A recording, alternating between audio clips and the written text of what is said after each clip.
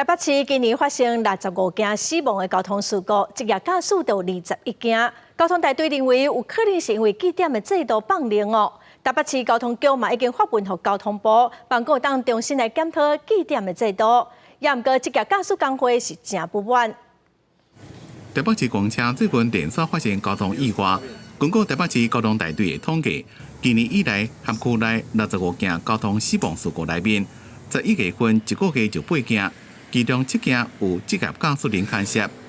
交通大队分析车祸原因之一，是自6月开始被做无记点，和一寡职业驾驶人较无谨慎，尤其是科技这块无记点的部分。都为罪不举，或者是说我们做科技执法都不列入所谓纪检制，这个就很容易造成我们驾驶人不管是我们的一般驾驶人，或者是我们的职业驾驶人心态上的一些松懈。职业驾驶人他是以营业这种所谓载客为主的行业，他对于我们的公共运输的安全应该特别的重视。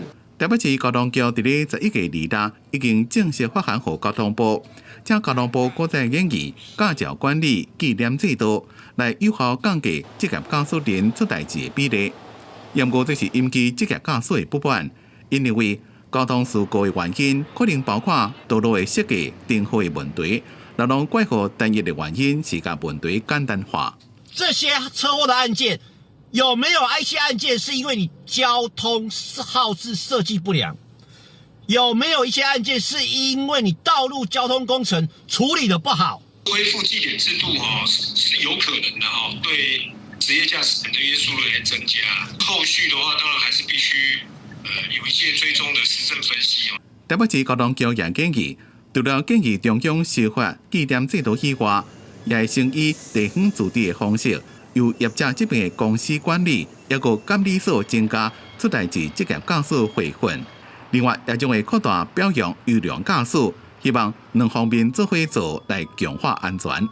记者综合报道。